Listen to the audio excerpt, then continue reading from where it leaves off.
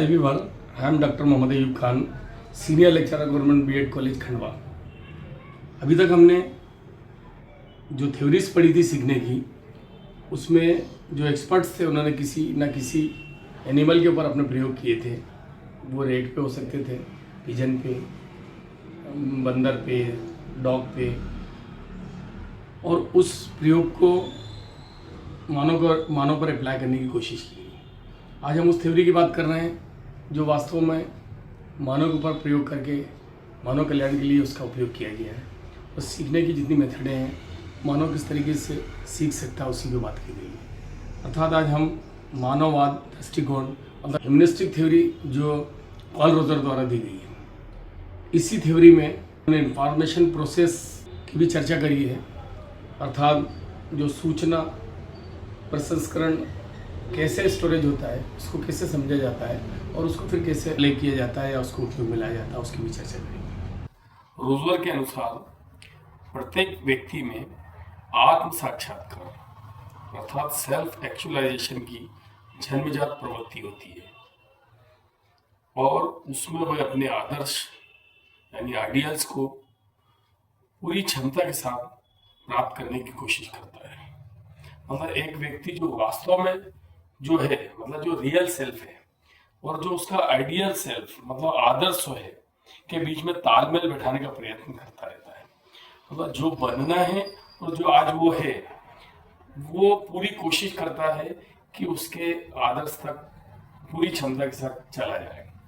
जब व्यक्ति अपने इस आदर्श को प्राप्त करने में सफल हो जाता है तो बहुत खुश या प्रसन्न हो जाता है। यदि असफल होता है तो वो चिंताग्रस्त हो जाता है। ये सिद्धांत जो है भावनाओं को अधिक महत्व देने के कारण मानववाद दृष्टिकोण या मानववाद अप्रोच कहलाता है। रोजर के अनुसार अधिगम दो प्रकार का होता है। एक अधिगम संज्ञानात्मक अधिगम कहलाता है और दूसरा अधिगम जो है अनुभवजन्य अधिगम कहलाता है। कॉग्निटिव लर्निंग जो संज्ञानात्मक अधिगम है, इसमें जो शिक्षक है या टीचर वो पढ़ाने का काम करता है और जो विद्यार्थी हैं वो केवल सुनते हैं। इसका संबंध विद्यार्थी के मस्तिष्क से होता है और याद की गई बात जो है वो कुछ समय तक याद रहती है, बाद में वो भूल जाता है। इसके विपरीत एक्सपेरिमेंटल लर्निंग जो है अनुभवजन्य अधिगम, इसमें विद्यार्थी को खुद से करके सीखना होता है। अर्थात सेल्फ इंटरेस्टेड सेल्फ मोटिवेटेड होती है। तो टीचर को केवल यहाँ पे अपॉर्चुनिटी मतलब अवसर प्रदान करने होते हैं। यहाँ विद्यार्थी के मस्तिष्क के साथ साथ उसकी बॉडी भी कार्य करती है, अर्थात करके सीखा जाता है। इस तरह का सीखा हुआ ज्ञान स्थायी होता है और लाइफ टाइम तक भी वो याद रहता है। इस सिद्धांत में घटनाओं के आधारित होने के कारण इसे घटना आधारित अधिगम या फिनोमेना थ्योरी भी कहते हैं।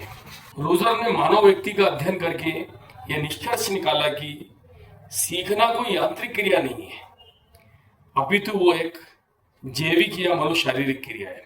अर्थात व्यक्तित्व के निर्माण में पूर्व अनुभव और पर्यावरणीय उद्दीपन के मध्य क्रिया के फलस्वरूप प्रतिक्रिया से होता है। इसको हम इस समीकरण द्वारा समझा रहे हैं कि एक व्यक्ति है, उसके कुछ अर्जित अनुभव है, जो रिएक्शन होगी उसकी, तो वो उद्दीपन क्या है उसके ऊपर डिपेंड करेगी। मतलब जो पूर्व से उसकी धारणाएं बन चुकी हैं जिस उद्दीपन के प्रति, उस प्रकार की उसकी प्रतिक्रिया उसके साथ होगी। किसी व्यक्ति से हमारे संबंध अच्छे हैं तो वो कोई भी बात कहेगा तो हमारी जो रिएक्शन होगी वो अच्छी होगी। लेकिन किसी के खिलाफ अगर हमारी नेगेटिव प्रतिक्रिया है, नेगेटिव सोच है, तो जब वो कोई बात करेगा तो हम हमारे पास जो नेगेटिविटी बनी हुई है, अर्जित अनुभव, हम उस प्रकार की उसकी प्रतिक्रिया करेंगे। जैसे कुछ एग्जांपल हम बता सकते हैं कि एक कमरा है, उसको देख के अलग अलग व्यक्ति अलग अलग विचार करेंगे। कोई चाहेगा कि इसमें लैब बना देंगे, कोई चाहेगा बैठक रूम बना देंगे, कोई चाहेगा इसमें और कोई चीज बना सकते हैं।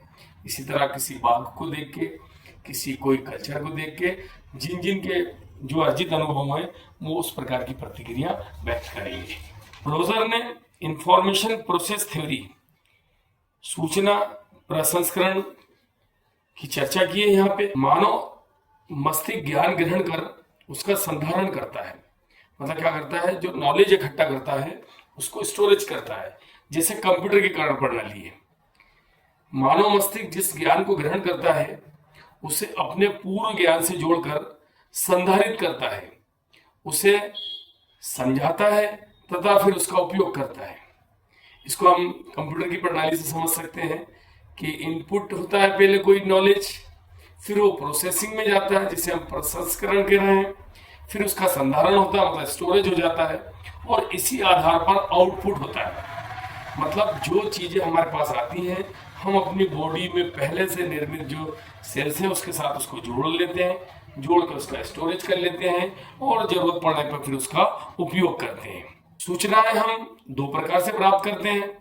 नंबर एक अपनी इंद्रियों के माध्यम से जिसको सेंसेस कह रहे हैं हम, और दूसरा है इमेजिनेशन मतलब कल्पना के आधार पर। इनके थ्रू हम सूचनाओं को प्राप्त करते हैं, फिर उसको जमा या स्टोरेज करते हैं और फिर बाद में इसका उपयोग करते हैं। मानव माइंड जो है सूचनाओं को याद कर लंबे समय तक स्टोर कर सकता है। पूरी सृष्टि में केवल मानव ही ऐसा जीव है जो अपनी सूचनाओं या नॉलेज को स्टोर कर पाता है लंबे समय तक के लिए। लेकिन जो चीजें लंबे समय तक स्टोर करके रखी जा सकती हैं उसी लिए कुछ शर्तें हैं, और ये शिक्षक के लिए एक महत्वपूर्ण क्राइटेरिया है। शिक्षक भी अपनी बातों को अपने विद्यार्थियों में इस तरह का अपना टीचिंग के माध्यम से विद्यार्थियों को स्थायी जो नॉलेज है वो दे सकता है। बशर्ते कि जो ज्ञान है वो सटीक हो, आवश्यकता अनुसार हो, पूर्ण हो और व्यापक होना चाहिए। मानववादी प्रवृत्ति यानी ह्यूमनिस्टिक अप्रोच के महत्व या ह्यूमनिस्टिक अप्रोच की निहारता। मानववादी अप्रोच जो है मानती है कि सर्वोत्तम शिक्षा जो है वो सत्य पर आधारित होना चाहिए। मतलब जो भी आप बता रहे हैं अभी हमने देखी वही चीजें हमें को याद रहती हैं जो सत्य पर आधारित रहती है। कई बार कहा गया है कि सत्य को याद नहीं रखना पड़ता है। इसी प्रकार शिक्षा आवश्यकता आधारित होना चाहिए। जब जो शिक्षा हम दी जा रही है वो अगर उस विद्यार्थी की आवश्यकता से जुड़ी हुई है तो शायद बच्चे को सीखने में ज्यादा आसानी लगेगी और सीखा हुआ नॉलेज लंबे समय तक काम करता रहेगा। सीखने में आत्म उत्थान अर्थात आत्मबोध पर अधिक जोर देती है।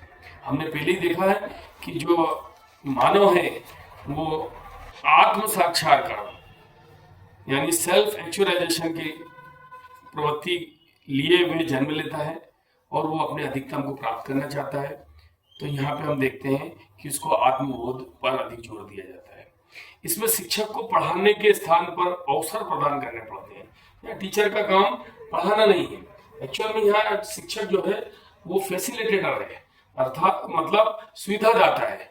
वो केवल सुविधाएं जुटा के देगा विद्यार्थी को और अवसर प्रदान करेगा, वो सीखने का काम विद्यार्थी स्वयं करेगा।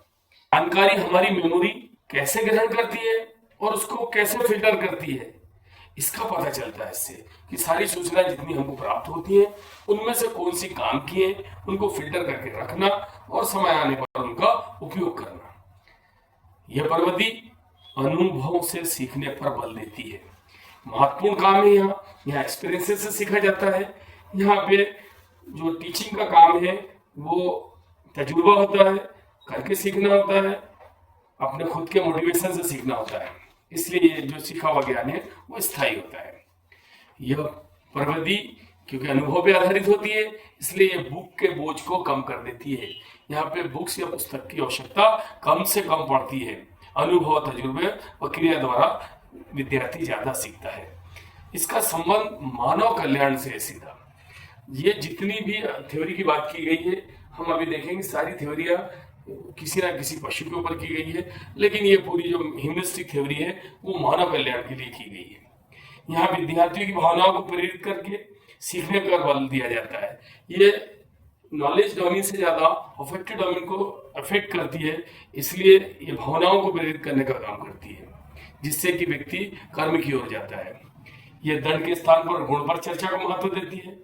दंड देना कोई काम की बात नहीं है, वास्तव में जो गलती कर रहा है उसका पता लगाना कि वो गलती क्यों कर रहा है, वो गलती को पता लगा के भी हम उस गलती को दूर कर सकते हैं दंड देने के स्थान पर, जिससे कि विद्यार्थी जो है वो अपनी काम करने की गति में अपने आदर्श की ओर, आइडियल की ओर चला जाएगा। मानववादी दृष्टिकोण विद्यार्थियों में रचनात्मकता, अपनापन, आत्मविश्वास, आत्मविकास, सह अस्तित्व, स्वस्थ मूल्य प्रेम, शांति, सहयोग, स्वतंत्रता और समानता की भावना को विकसित करता है। अर्थात अगर एक लाइन में हम कहें तो हम कह सकते हैं law is an unconditional deal, मतलब ये बिना शर्त का काम है जो फायदे के लिए